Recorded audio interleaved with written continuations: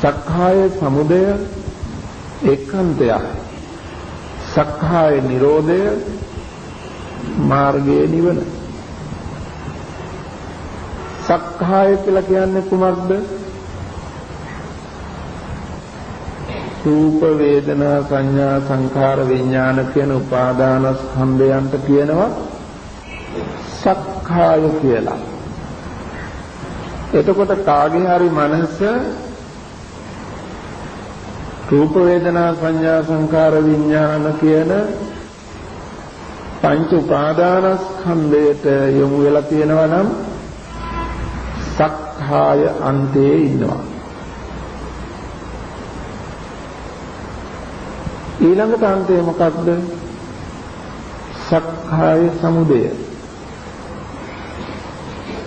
සක්කාය සමුදය තෘෂ්ණා දෘෂ්ටි මාන දුකට හේතු.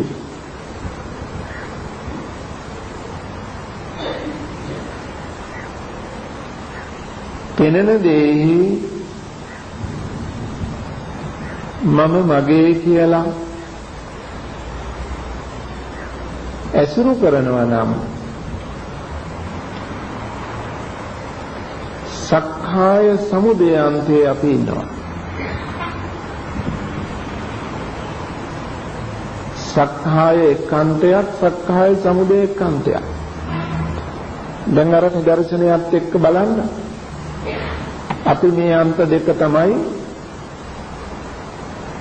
මාරුවෙන් මාරුවට ඇසුරු කරන්නේ. එතන නිවන නේ, මාර්ගය නේ. සක්කාය නිරෝධය මාර්ගයයි නිවන. සක්කාය නිරෝධය. සක්කාය නිරෝධය මොකද්ද?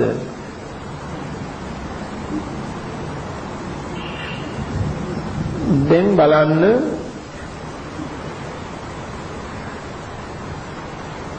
අර පෙනෙන ඡායාවත් එක්කම නැවත වතාවක් කණ්ණාඩියක් හයත් ආලෝකයක් අපි හේතුසේ සැලකුවොත් ස්කන්ධසේ සැලකුවොත් සක්කායසේ සැලකුවොත් සක්කාය සමුදය වෙන්නේ පෙනෙන දේ මොරවතිලා මම මගේමයි කියලා ඇති කරගන්න දෙක්ම සක්කාය සමුදයාන්තය. දැන් සක්කාය සමුදයාන්තයට වැටෙනකොටම ඊළඟට අපි ආපහු පිවිසෙන්නේ සක්කාය අන්තයට. මෙහි තණ්හාව උපදිනකොටම පෙනෙන්නේ මමමයි මගේමයි කියලා රූපාදී ස්කන්ධයන් දෙසට තමයි අපේ මනස යොමු වුණේ, පතිත වුණේ. එතකොට අපි සක්කායන්තයෙන් සමුදයාන්තයට, සමුදයාන්තයෙන් සක්කායන්තයට අපි සංසාරේ ආපු ගමන නේ. දැන් සක්කාය නිරුද්ධ වෙන්නේ කොතනද? පෙනෙන දේ හේතු නිසා හටගෙන හේතු නිරෝධයෙන් නිරුද්ධ වී යන බව දනීනම් දකීනම් සක්කාය සමුදයට ඉඩ නැති වුණොත් තෘෂ්ණා දෘෂ්ටි මාන මම මගේ කියලා නොගත්තොත් සක්කාය නිරුද්ධ වෙන්නේ නැද්ද? රූප වේදනා සංඥා සංඛාර විඥාන උපාදානයෙන් ඇතරින්නේ නැද්ද? හොඳට හිතලා කල්පනා කරලා බලන්න. එහෙනම් සක්කාය නිරෝධය නිවනය මාර්ගය කියලා දේශනා කළ අප වෙනතෙන් ධර්මයේ වෙනවා. පෞද්ගලික අපේ මතයක් නෙවෙයි. මම මගේ ආත්මය කියන සංකල්පය පෙනෙන දේ තුලයි ඇති වෙන්නේ. පෙනෙන, ඇහෙන, දැනෙන, දැනගන්න දේ තුලයි මේ සමුදය අන්තය හටගන්නේ. පෙනෙන, ඇහෙන, දැනෙන, දැනගන්න දේ තුල ඇත්ත දකිමින් ඒ සංකල්පයට ඉඩ නොතැබුවොත් හටගත් ස්කන්ධය හේතු නිසායි හටගත්තේ, හේතු නිරෝධයෙන් ඒ ස්කන්ධ ටික නිරුද්ධ වෙලා යනවා. අපි ආපහු ස්කන්ධ දිහාවට සක්කාය අන්තයට පැමිණෙන්නේ නැහැ, පිවිසෙන්නේ නැහැ. සක්කාය නිරෝධ කරමින් අපි නිරෝධයට යනවා. එහෙනම් මෙන්න මේ නිදර්ශනය තුල ලොකු සද්ධර්මයක් තියෙනවා කියන එක පේනවා නේද? චතුරාර්ය සත්‍ය මේ කියුනේ. හැබැයි මේ ටික බැලූ පමණින් අපේ සම්මා දිට්ඨිය සම්පූර්ණ වුණා වෙන්නේ නැහැ. කතමං චාවසෝ සම්මා දිට්ඨි දුක්ඛේ ඥානං දුක්ඛ සමුදය ඥානං දුක්ඛ නිරෝධේ ඥානං දුක්ඛ නිරෝධගාමිනී පටිපදාය ඥානං තුබ්බන්තේ ඥානං අපරන්තේ ඥානං තුබ්බන්ත අපරන්තේ ඥානං පටිච්ච සමුප්පාද ධම්මේසු ඥානං ඉදං උච්චති භික්ඛවේ සම්මා දිට්ඨි. මේ අංග හතරත් එකතු වෙන්න ඕන සම්මා දිට්ඨිය හරි විදිහට පහළ වෙන්න, උපදින්න. ඔබට පුළුවන් දැන් පුබ්බන්තේ අපරන්තේ පුබ්බන්ත අපරන්තේ පටිච්ච සමුප්පාදේශ කියන තැන මේ නිදර්ශනයේ දිහාවට මනස යොමු කළොත් බලලා අනුමාන ඥානයක් ඇති කරගෙන ඒ අනුසාරයෙන් ditta sutta mutta විඤ්ඤාත කියන තැන හඳුනගෙන සැබවින්ම නියංගාටින් යුක්ත වූ ඥානය පහළ කරගෙන සම්මා දිට්ඨියේ හිමිකරුවාවින් තුබ්බන්තේ ඥානං අපරන්තේ ඥානං තුබ්බන්ත අපරන්තේ ඥානං. දැන් බලන්ට අපි ආධ්‍යාත්මික අත්දැකීමක් අරගෙන බලමු. ඔබ දැන් සිහියට ගන්න මනෝ ධාතුවත් ධම්ම ධාතුවත් මනෝ විඥානයත් මේ හේතු ඇති කල්ලි හටගන්න දැන ගැනීමක් පිළිබඳව අපි එදා මේකට නිදර්ශන කීපයක් ගත්ත වටාපත අම්මා කියන දැන ගැනීම මේ වගේ නිදර්ශන කීපයක් ගත්තා. නැවත ඒ අත්දැකීම් ටික මතක් කරගන්න.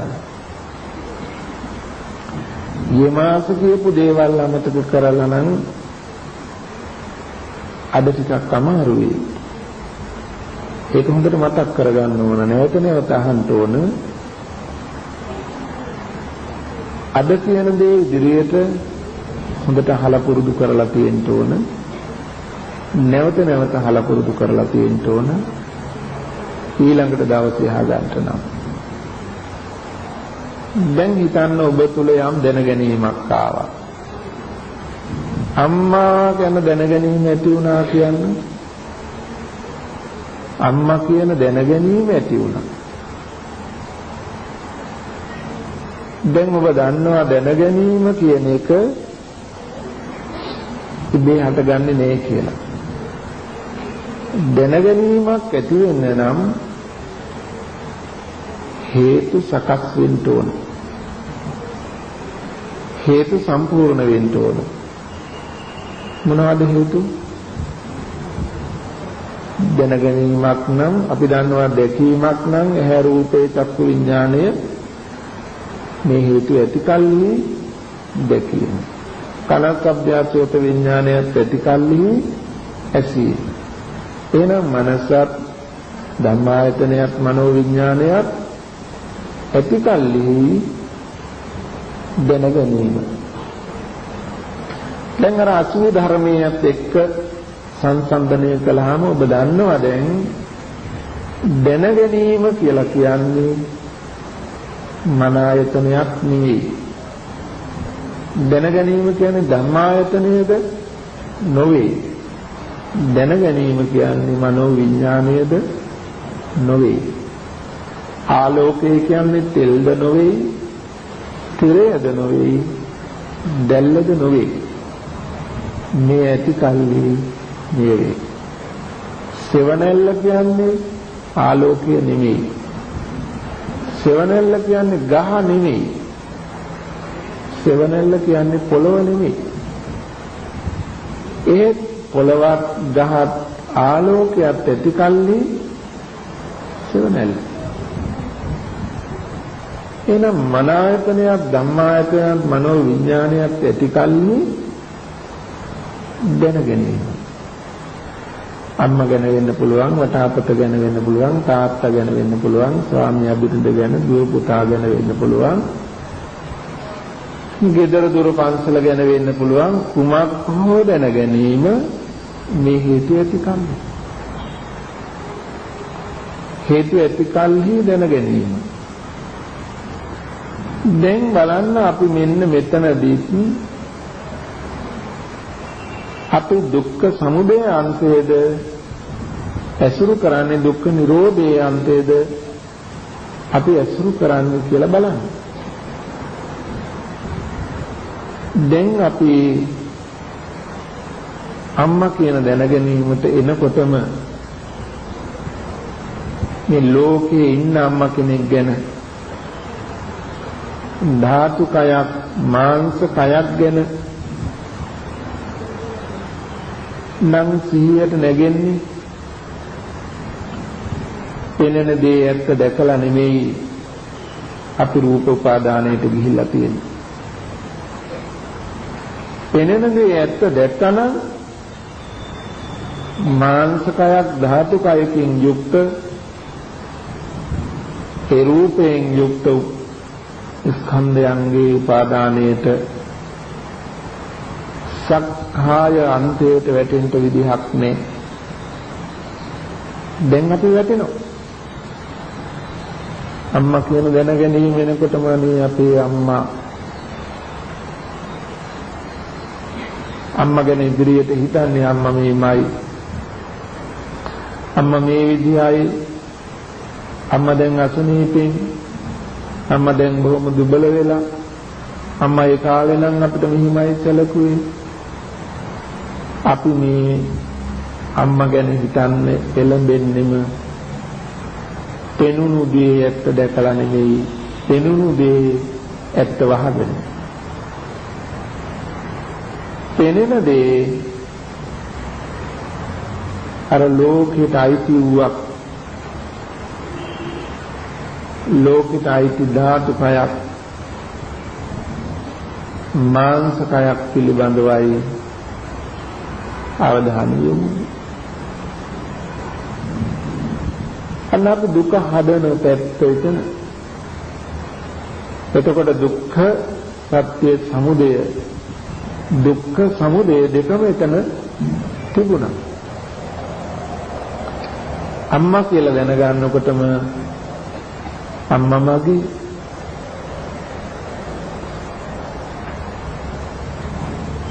මම මගේ කියන සංකල්පය, මගේ දේ ආත්මනීය දේ ඇත්නම් එයා සමගම ආත්මයද තියෙනවා.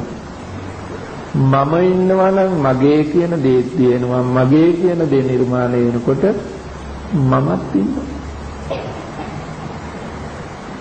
එතකොට තෘෂ්ණා දෘෂ්ටිමාන දුක්ඛ සමුදය හට ගන්නකොටම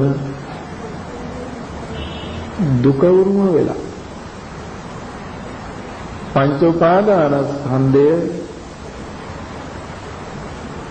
අයිති වෙලා නිරෝධේ මාර්ගය වෙහිලා. දැන් බලන්න ඔබ ඔය දැන ගැනීම මේ හේතු ඇති කල්ලි හටගෙන හේතු නිරෝධයෙන් නිරුද්ධ වන්නක් බව දකින්න මෙනෙහි කරන්න පුරුදු පුහුණු වුවහොත්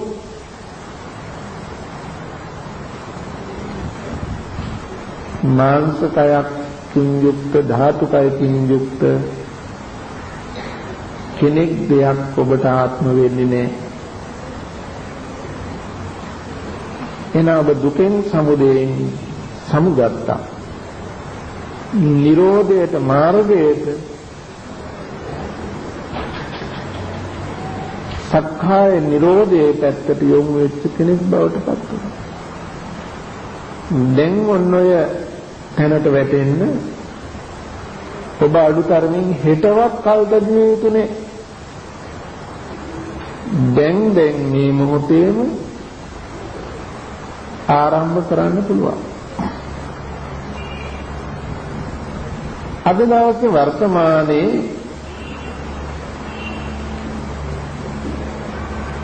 බොහෝ තැන්වල ඇහැ අනිත්‍යයි, රූපය අනිත්‍යයි, චක්කු විඥානය අනිත්‍යයි. කන ශබ්දය සෝත විඥානය අනිත්‍යයි. නාසය ගන්ධය ගහන විඥානය අනිත්‍යයි. දිව රසය ජීවහා විඥානය අනිත්‍යයි. කය පහස කාය විඥානය අනිත්‍යයි. මන ධම්ම මනෝ විඥානය අනිත්‍යයි. මෙහෙම අනිත්‍යයි කියලා ස්කන්ධයන්ගේ ස්පර්ශයන්ගේ වේදනා සංඥා සංඛාරයන්ගේ අනිත්‍ය බලන ක්‍රමයක් නිවන් මඟ හැටියට අද ලෝකෙ ගාක් දෙනෙක් ඇසුරු කරනවා, භාවිතා කරනවා, ගරු කරනවා. දැන් බලන්න මේ තුල සක්කාය නිරෝධය සක්කායන්තයෙන් සක්කාය සමුදයාන්තයෙන් මිදිලා සක්කාය නිරෝධයට එන පිළිවෙතක් එහෙම අනිත්‍ය බැලුවත් ලැබෙනවද කියලා ඔබ ඔබේ අත්දැකීම් වලින් බලන්න අපි කියන නිසා නෙමෙයි. ඇත්තද නැත්තද කියලා බලන්න. එහේ අනිත්‍යයි, රූපය අනිත්‍යයි, චක්කු විඥානය අනිත්‍යයි, චක්කු සම්පස්සය අනිත්‍යයි. චක්කු සම්පස්සයෙන් හටගත් වේදනා සංඥා සංඛාර අනිත්‍යයි කියලා දුකයි අනාත්මයි කියලා නැවත බලන්න පුළුවන්. එහෙම බලනවා. බලන එක සක්ඛායන්තෙන් සමුදයාන්තෙන් දුරු වෙලා සක්ඛාය නිරෝධයට දුක්ඛ සමුදයෙන් මිදලා නිරෝධය මාර්ගයේ පැත්තට නැඹුරු වෙනවද කියලා හොයලා බලන්න වෙනවා. හොයලා බලන්න වෙනවා. කල්පනා කරලා බලන්න මේ පුංචි නිදර්ශන ටිකත් එක්ක එකතු කරගෙන. අපි ඇහි අනිත්‍ය, රූපේ අනිත්‍ය, චක්කු විඥානයේ අනිත්‍ය බලන්න ඕන තමයි. මනසේ අනිත්‍ය ධර්මතාවයන්ගේ අනිත්‍ය, මනෝ විඥානයේ අනිත්‍ය බැලිය යුතුමයි. හැබැයි බලන්න ඕනේ මෝඩකමට වැටිලා නම් නෙමෙයි. මෝඩකමට වැටිලා බැලුවොත් අපි සක්කාය අන්තයට වැටිලා අනිත්‍ය බලනවා. දැන් අපි කියන්නේ ස්කන්ධ ආයතන මේ ටික අයිති කොහෙටද?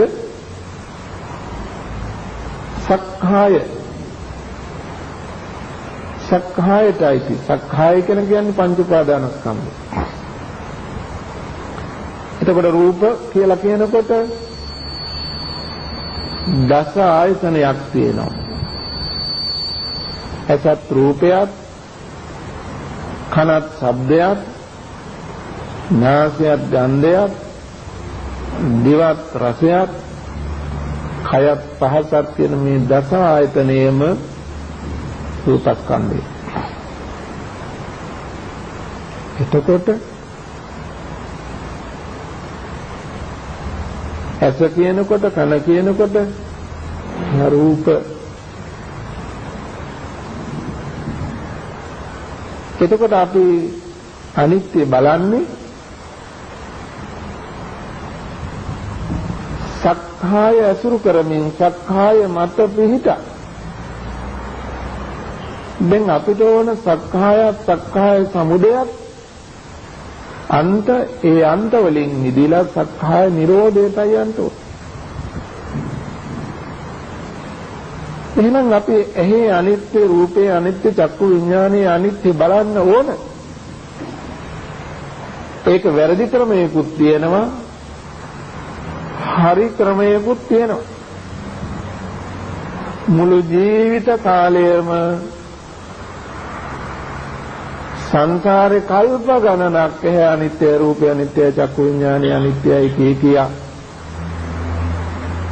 මේ 12 ආයතනයන්ගේ අනිත්‍ය දකිමින් මෙනෙහි කරමින් හිටියත් ආශ්‍රයක්ෂය වෙන්නේ නැහැ. සමුදය දුරු වෙන්නේ නැහැ. ආශ්‍රයක්ෂය වෙන විදිහට මේ හේතු ධර්මයන්ගේ අනිත්‍ය බලන්න ඕන. අන්න ඒකයි අපි කියන්නේ අපි ඉස්සෙල්ලා යමක් දැනගෙනම කළ යුතුයි කියලා. ලෝක කෙනෙකුට අභියෝග කරන්න පුළුවන් ඇයි නැත්නම් බුදුහාමුදුරුවෝ එහෙම දේශනා කරලා තියෙනවා.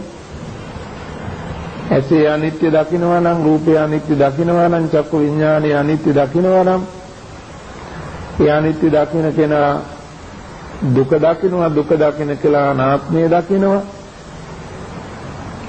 අනිත්‍ය දුක්ඛ අනාත්ම වශයෙන් දකින්න කෙනා සසරෙන් මිදෙනවා කියලා මේ සූත්‍ර 10000 ගානක බුදුහාමුදුරුවෝ දේශනා කරලා තියෙනවනේ කියලා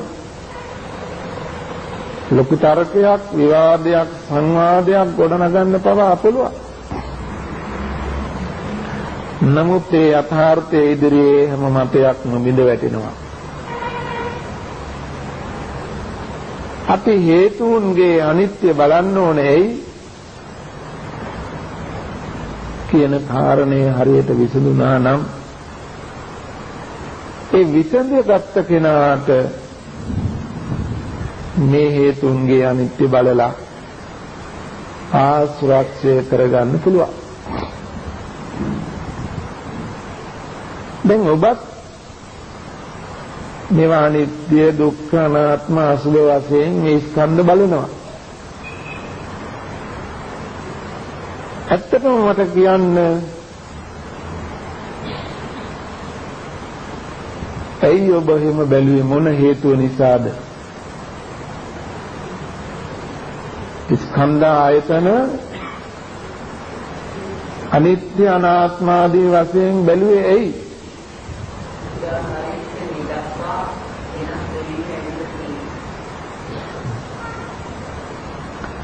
වෙනස් වෙවි ඇවිල්ලා තියෙන නිසා. දැන් අපිට ඕක බැලුවේ කියලා වෙනස් කරන්න පුළුවන්ද? ඒත් එහෙනම් පින්වතුනි අපි මෙන්න මේ කල දේවල් හරි ටිකක් ඒක නිවැරදි කරගෙන කරනවා නම් තමයි ඒක ප්‍රතිඵලය ආස්වාක්ෂේ වීම වෙන්නේ. මා දැන් මෙතෙක් වෙලා කරුණු කතා කළ ටික සිහියෙන් නුවණින් බැලුවා නම් උත්තරේ මෙතන තියෙනවා. දැන් ඔබට මා එදත් අදත් පැහැදිලි කළා අපි රැවටිලා මුලාවටපත් වෙලා තෘෂ්ණාවෙන් දෘෂ්ටියෙන් මානෙන් දුකට හේතු හදාගන්නේ කොතැනද කියන කාරණාව පැහැදිලි කළා. කොතනද අපි රැවටෙන්නේ? දිට්ඨ සුත මුත විඥාන. දකින අහන දැනෙන දැනගන්න තැනයි අපි මුලා වෙන්නේ. එතකොට සමුදය දුක්ඛ සමුදය හටගන්නේ හේතු ඇසුරු කරගෙනද ඵලය ඇසුරු කරගෙනද? තෘෂ්ණා දෘෂ්ටිමාන උපදින්නේ හේතු ඇසුරු කරගෙනද ඵලය ඇසුරු කරගෙනද? ඵලය ඇසුරු කරගෙන. එහෙනම් ඵලය ඇසුරු කරගෙන නම් දුක්ඛ සමුදය හටගන්නේ හේතුව දිහා බැලුවට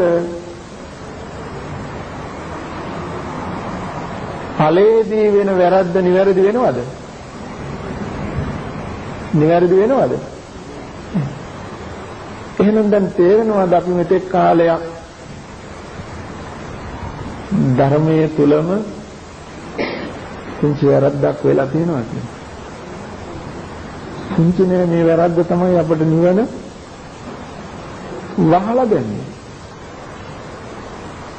අපි කොච්චර මේ ස්කන්ධයන්ගේ ආයතනයන්ගේ අනිත්‍ය උදේ හිතන් රැ වෙනකන් බැලුවත් අපි රැවටෙන්නේ හේතු ඇතිකල්ලි හටගත්ත ඵලයට නම් දකින්නහන දැනෙන දැනගන්න දේ තුල නම් අපි ප්‍රතිකර්ම කළ යුතු තැනට ප්‍රතිකාර කරලා නේ.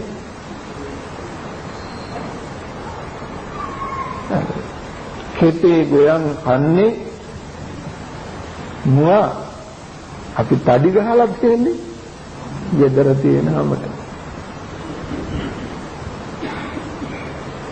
එහෙනම් අපි අනිත්‍ය බලන්න ඕන ඇත්ත කතාව. හැබැයි ඒක හරි තැන පිහිටා එතන බලන්නේ ඇයි කියන තැන හඳුනාගෙනමයි.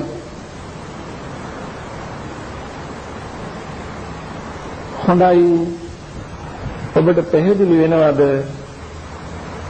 එහෙනම් මොකද්ද කරන්න ඕන? කොතනද කොහොමද මේක බලන්න ඕන කියලා. දැන් අපි කිව්වා මේ ඇති කල්හි මේ වේ. දැන් අපට පෙනෙන දේ කණ්ණාඩිය ළඟට ගියාම පෙනෙන දෙයක් හම්බ වුණා. පෙනෙන දේ හම්බ වුණේ හේතු නිසා. හේතු ඇති කල්හිමයි පෙනෙන දෙයක් හමු වුණේ. එතකොට දැන් අපි මම මගේ කියලා සංකල්පයේ ගොඩ නැගුණේ හේතුවටද ඵලයටද? පෙනෙන දෙයටනේ. අපි පෙනෙන දෙයනේ මම කියලා ගත්තේ. පෙනෙන දෙයනේ මගේ කියලා ගත්තේනේ. එතකොට එතන මම මගේ කියලා ගන්නකොට හේතුවත් අපිට අයිති වුණා උරුම වුණා ඇත්ත කතාව. එහෙනම් දැන් අපට රූපාදී ස්කන්ධ ටික ආත්ම උනේ උපාදාන උනේ පෙනෙන දේ ඇත්ත නොදැක්ක නිසා නොදන්න නිසා. එහෙනම් දැන් අපිට වැරද්ද හදාගන්න වෙන්නේ පෙනෙන දෙයක් එක්ක. ඇහෙන දැනෙන දැනගන්න දෙයක් එක්කයි ප්‍රශ්න විසඳ ගන්න වෙන්නේ. එහෙනම් දැන් අපට අහන් පෙනෙන ඇහෙන දැනෙන දැනගන්න දේ හටගන්නේ හේතු නිසා. හේතු ඇතිකල්හි මේ ඵලය හටගන්නේ. එහෙනම් දැන් හේතු ඇතිකල්හි ඵලය හටගන්නවා. එතකොට දැන් අපි හටගත්ත ඵලය තමයි වරදින්නේ නිවැරදි වෙන්නත් පුළුවන්කම තියෙන්නේ. සසරත් නිවනත් දෙකම තියෙන්නේ ඵලයක් එකයි බැඳිලා තියෙන්නේ. එහෙනම් දැන් අපි හේතුන්ගේ අනිත්‍ය බලන්න ඕනේ ඇයි? කොතනින් නිදහස් වෙන්නද? ඵලය. එහෙනම් අපි ඵලය හඳුනාගෙන දැකීම ඇති වුණාම පෙනෙන දේ හටගත්තේ මේ හේතු නිසා. මේ හේතු අනිත්‍යයි. අන්න බලන්න එහේ අනිත්‍යයි රූපය අනිත්‍යයි චක්කු විඥානය අනිත්‍යයි. එතකොට එතන අනිත්‍ය බලන්නේ කුමක් අරමුණු කරගෙනද? පෙනෙන දේ මුලා නොවෙන්න. එතකොට ඵලයට අවධානය යොමු නොකොට එහේ අනිත්‍යයි රූපය අනිත්‍යයි චක්කු විඥානය අනිත්‍යයි කියලා බැලුවට ඉබේ මෙහි වැරද්ද හැදෙනවද? එහෙනම් අපි ඉස්සෙල්ලා අපේ මනස අපේ නුවණ සිහිය හරියටම පිහිටන්න ඕනේ. එහෙනම් පෙනෙන ඇහෙන දැනෙන දැනගන්න දේ ඉස්සෙල්ලා අපි හඳුනා ගන්න ඕනේ. හඳුනාගෙන අපි දන්නවා දැන් මෙතන පෙනෙන දේ ඇහෙන දේ තුල තමයි අපි මුලාවටපත් වෙන්නේ. එහෙනම් ඒතන මුලාව දුරු කරන්න, එතන අවිද්‍යාව දුරු කරන්න. එතන අවිද්‍යාවටපත් වුණොත් තමයි සංඛාර පුඤ්ඤාභි අපුඤ්ඤාභි ආනෙන්ජාභි සංඛාර. එතකොට දැන් මෙතන නම් රැවටෙන්නේ, මෙතන නම් මුලා වෙන්නේ. මෙතන නම් නොරැවටිය යුතු තැන, මුලා නොවිය යුතු තැන මෙතන නම් සසරත් නිවනත් දෙකම මෙතන නම් තියෙන්නේ. සසරෙන් මිදෙන්න නම් නිවන ලබන්න නම් අපේ මනස පිහිටලා තියෙන්න ඕන මෙන්න මේ ඵලයට. ඵලයේ මනස පිහිටවා ගන්න එක නෙමෙයි සමුදයක් හේතුවත් ඵලයක් දෙකම නිරෝධයයි අපි බලන්න ඕනේ. එහෙනම් දැන් මේ දැකීම හටගත්තේ හේතු නිසා. දැන් අපි හේතුය අනිත්‍ය බලනවා. එහේ අනිත්‍යයි, රූපේ අනිත්‍යයි, චක්කු විඥානය අනිත්‍යයි, චක්කු සංපස්සේ අනිත්‍යයි, චක්කු සංපස්සෙන් අටගන්න රූප සංඥා, රූප සංචේතන අනිත්‍යයි කියලා බලනවා. එතකොට එතන අනිත්‍යයි අනිත්‍යයි කියලා බලන්නේ ඇයි? මෙන්න මේ හේතු ඇති කල්හි මේ බඳු ඵලය හටගත්තා. ඵලයේ අනිත්‍යතාවය හටගත් ඵලය දැකීම නම් දැකීම නිරුද්ධ වෙන බව, දැකීම අනිත්‍ය බව ප්‍රකට කර ගැනීමේ අවශ්‍යතාවය උදෙසායි අපි ආයතනයන්ගේ අනිත්‍ය බලන්න ඕනේ. එතකොට දැන් හොඳට පැහැදිලි කරගන්න මේ හේතු ඇති කල්හි අසත් රූපයක් චක්කු විඥානයක් ඇති කල්හි දැකීම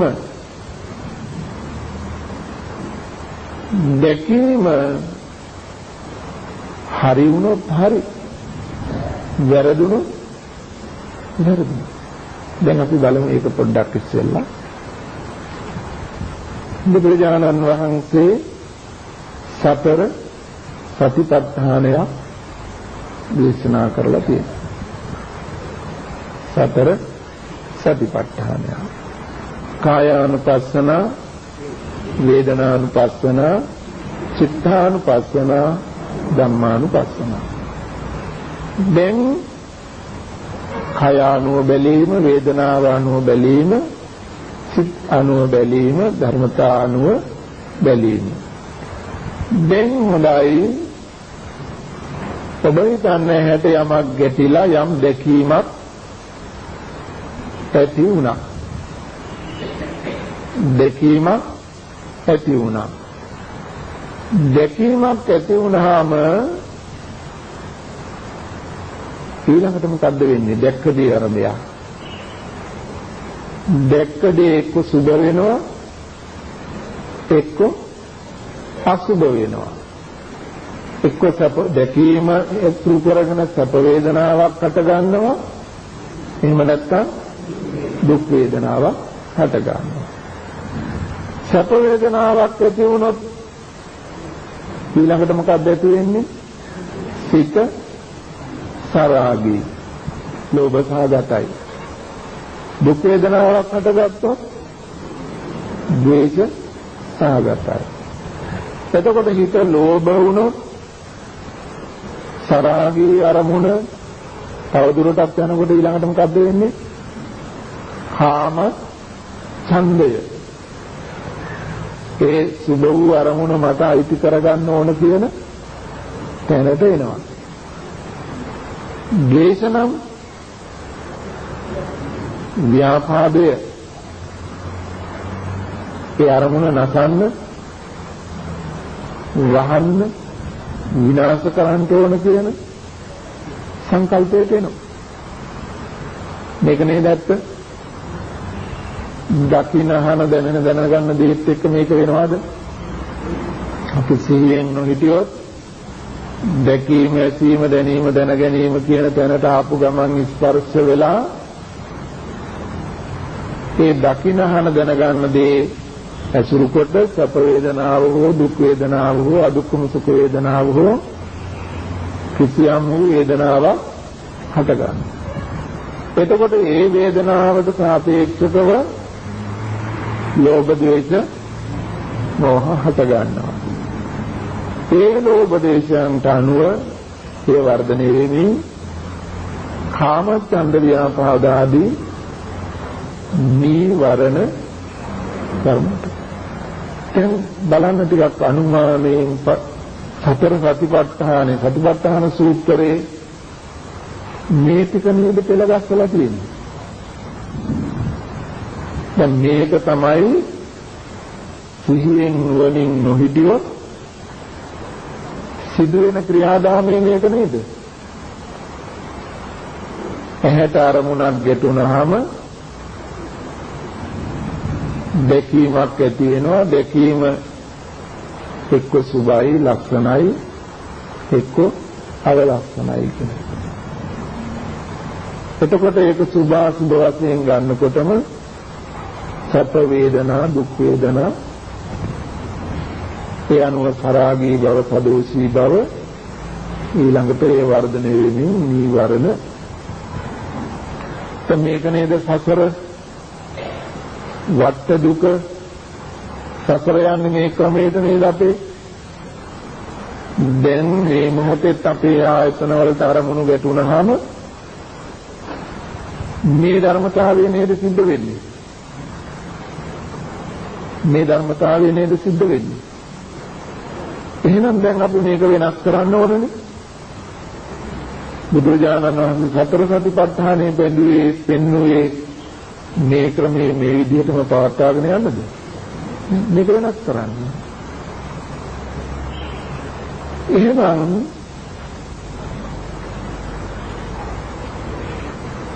දකින අහන දැනගන්න දේත් එක්ක විත්ත සුතමත විඤ්ඤාත මෙන්න මේ ධර්මතා ටික වෙනකොට දැකීම, ඇහිීම, දැනීම, දැනගැනීම කියන කාරණාව තුල රැවටුනොත්, මුලාවටපත් වුනොත් ඒකාන්තයෙන් වේදනාව හට ගන්නවා. සැප වේදනාව, දුක් වේදනාව හට ගන්නවා. වේදනාව දුකයිද සැපයිද?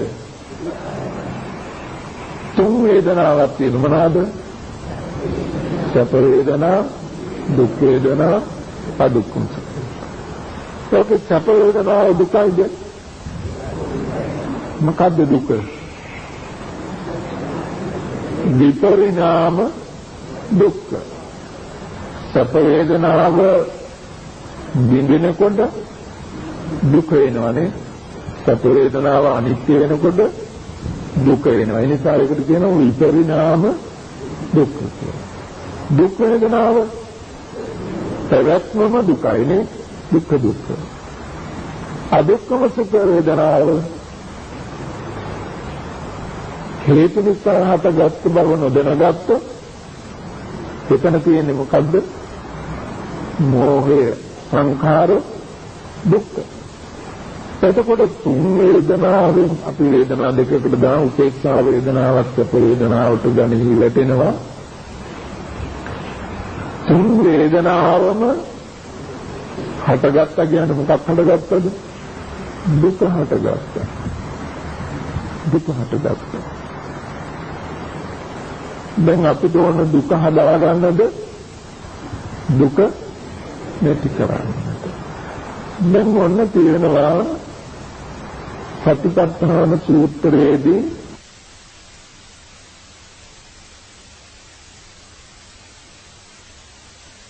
සැප වේදනා වර්ගීකරණයක් තියෙනවා. මතකද? සාමිතං වා සුඛං වේදනං වේදියමානෝ, නිරාමිතං වා සුඛං වේදනං වේදියමානෝ. එහෙම තියෙනව නේද?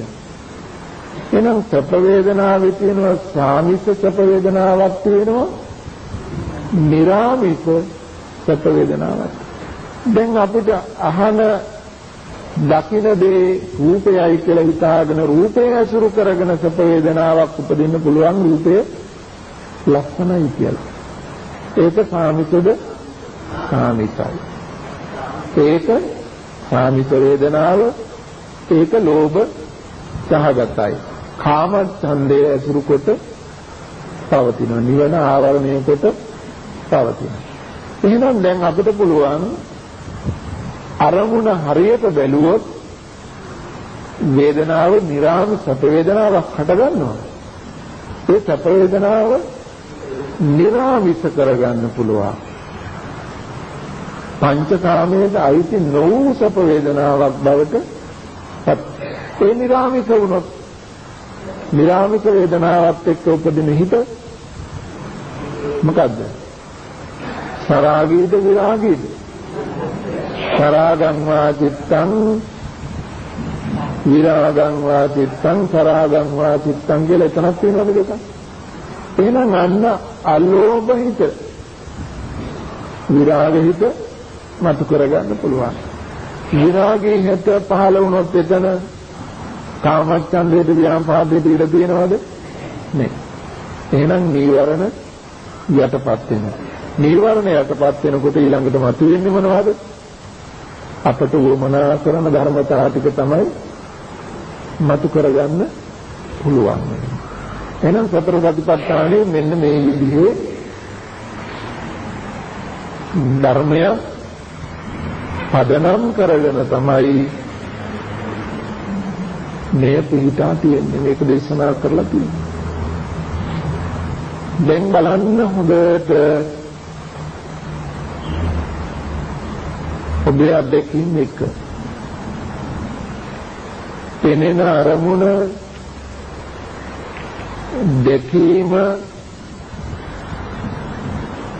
හේතුවට අයිති කියලා ගන්නකොටම පෙනෙන්නේ රූපයයි කියලා, පෙනෙන්නේ ඇයි කියලා, පෙනෙන්නේ චක්කු විඥානයයි කියලා මේ හේතුවට ඵලය අයිති කරනකොටම උපදින්නේ සාමිස වූ සැප හෝ දුක් වූ වේදනාවක්මයි. දුකමයි හටගන්නේ. ඒ වේදනාව හටගත්තොත් තරාගී සදෝසී හිතද උපදිනවාමයි. ඒ උපන්නොත් නීවරණද උපදිනවාමයි. එහෙනම් නිවන ආවරණයයි නිවනට මඟ නැහැ. එහෙනම් දැන් අපි මේ ක්‍රමයේ වෙනස් කරන්න ඕන.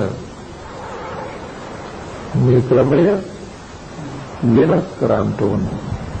එහෙනම් වෙනස් කරන්න ඕන නම් අපි මොකද්ද කරන්න ඕන? ස්පර්ශ ආයතනයන්ගේ නිරෝධය. ස්පර්ශ ආයතනයන්ගේ නිරෝධය බලන්න ඕන. කායානුපස්සනාව බහුල කොට වඩන්න ඕන. දැන් අපි දන්නවා දැකීම ඇති උනේ ස්පර්ශ ආයතනයන්ගේ හට ගැනීම. ඇසීම ඇති උනේ කන ශබ්දයක් ස්පර්ශ ආයතනයන්ගේ හට ගැනීම නිසා.